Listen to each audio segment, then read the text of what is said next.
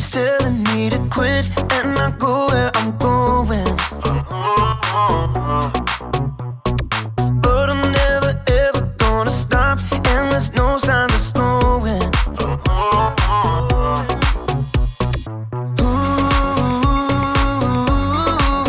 now moving backward. Ooh, I'm moving forward. 'Cause you give me the power to never give up. You give me your power when it's more than enough. I made my decision, quitting's not an option.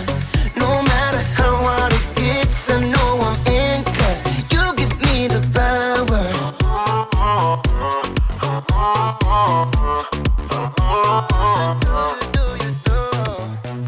I'm committed to your plan, so I'll follow all of my days. Every day you give me strength to follow after your way. 'Cause you give me the power to never give up. You give me your power when it's more than enough. I made my decision, quitting's not an option. No matter how hard it gets, I know I'm in, 'cause you give me the power.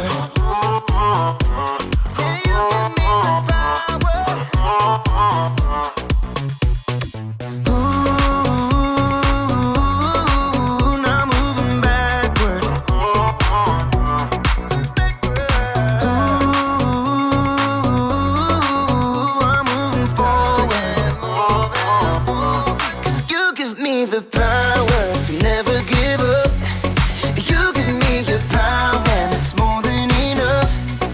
I made my decision, quitting's not an option. No matter how hard it gets, I know I'm in, 'cause you give me the power. Yeah, God gives me the power. You give me the power.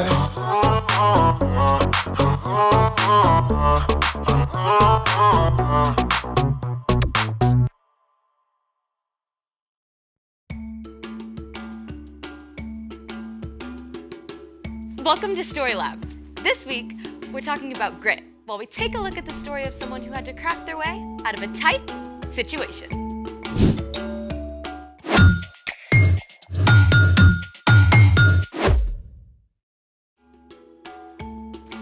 Hey, I'm Sebastian. And I'm Skylar. What does grit mean, Skylar? Grit is refusing to give up when life gets hard. I think I deserve a grit award. What for? Yesterday, my little cousin lost her tooth swimming at the Y. I spent half an hour diving for it. I found it for her. That's very gritty. It was at the bottom of the deep end. So weird. When we swim, our teeth float with us, but a tiny tooth by itself? Sinks. I think this calls for a float challenge. Let's try it. It's water. What should we test to see if it floats? I've opened up the chat for suggestions. Fluffy cookie wants us to try pumpkin. Do we have a pumpkin?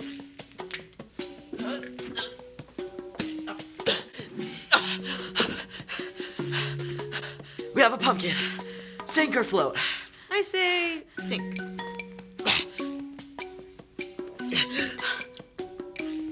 It floats? No way. This is insane. How? It's like a watermelon, basically. Kinda like that. Hold on. What's this? Wookiees are people too want us to use pop?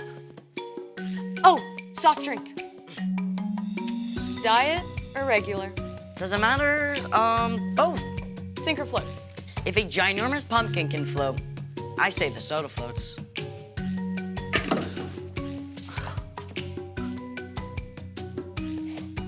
What? Diet floats, regular sinks? They're the same size can with the same amount of liquid. I feel like everything's upside down. Do we have time for more? Speed round. Soap. Soap.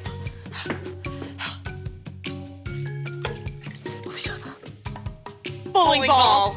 Bowling ball. Bowling ball. Bowling ball. Bowling Bowling ball. ball. Bowling ball. Bowling ball. Oh, this is heavy. Okay. Okay. It floats? What? Rubber chicken.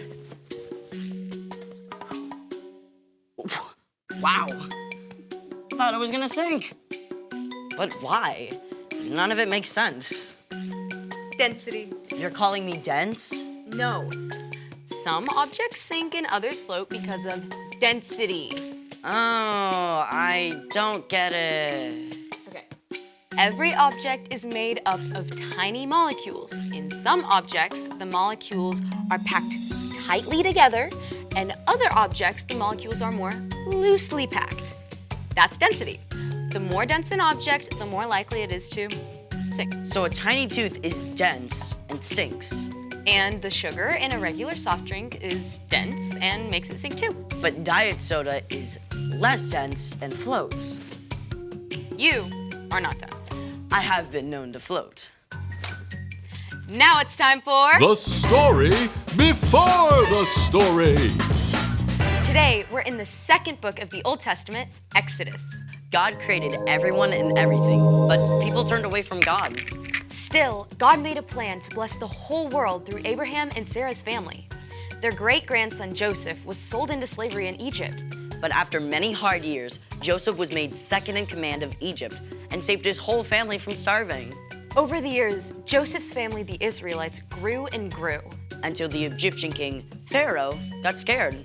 That's where our story starts. Take it away. Hey everyone! So, the Egyptian pharaoh was scared. There were so many Israelites, he thought they might join the Egyptians' enemies. So Pharaoh forced the Israelites into slavery. And that's the way it was for hundreds of years. But no matter how hard the Egyptians made the Israelites work, the Hebrew family still continued to grow. Preposterous! I declare that all Hebrew baby boys must be thrown into the Nile River. I know. This was terrible news. God had promised to bless the whole world through the Israelites. But not only were they enslaved now, they were in danger of being completely wiped out. And in the middle of all this, a woman from the tribe of Levi, Jochebed, and her husband Amram were about to have a brand new baby. Where does this part go? So insert part F at right angles with part M before locking part Z. Pyramids have got nothing on crib assembly. So if Jochebed gave birth to a baby girl, they wouldn't need to worry about Pharaoh's law. But when Jochebed had her baby, you guessed it. It's a boy! Pharaoh is not touching this baby. So for 3 months, Jochebed and Amram and their daughter Miriam hid the new baby boy. That. No puppy. Nothing to see here. Hush, little baby, don't say a word. Mama's gonna buy you a mockingbird. They tried, but after 3 months, there was just no way to keep hiding a baby boy with a healthy set of lungs. Jochebed wove a basket out of tall grass and coated it with tar. Give him to me now. But they'll still hear the baby in the basket. Come with me. Jochebed was so determined to save her baby that she made a risky and very creative move, might I add. Are we giving our baby a bath? Nope, we are giving him a chance. Now stay close by and make sure he's safe. So maybe Jochebed figured this was a place no one would come? Or maybe she knew it was the favorite bathing spot of Pharaoh's daughter. Sure enough, Pharaoh's daughter came down to the river to bathe. Bring me that basket at once. I mean, Miriam must have been terrified, right? But she stayed hidden and watched to see what might happen. Poor thing. This must be one of the Hebrew babies. Miriam gathered every ounce of courage she had and ran up to Pharaoh's daughter. Would you like me to get one of the Hebrew women to take care of him for you? Yes, that's a perfect idea. This was the best news! So Miriam ran home as fast as she could and told her mother everything that happened. Then together, they returned to the princess. Take this baby and feed him for me. I'll pay you. I promise.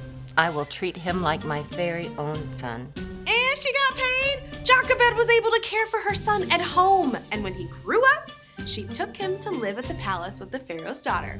The princess called him Moses, a word that meant to draw out, because she pulled the baby out of the water. Get it? The end. That's amazing. I mean, there's no way Moses' mom could have known her baby would be safe. Yes, but Amram and Jochebed didn't give up. I mean, they held on. They didn't know what to do, but they got creative, and they took the next step. So what's our part in the story? Well, things in our lives can feel really big and difficult too. Yeah, I got assigned to this group project at school, and I had no idea where to start. I just wanted to quit the whole thing. What happened? Well, I prayed about it and asked for help. And eventually everyone joined in, and it actually turned out okay. See? Yes! When you aren't sure what to do next, ask God for help. We can also think about how we can follow Jesus during difficult times.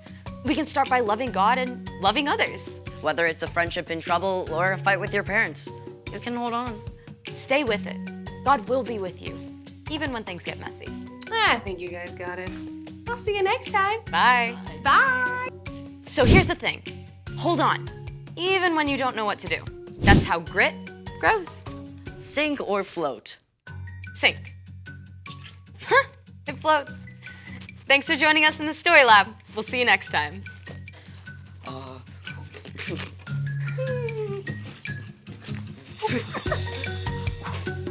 For last time. Oh, it's sunk.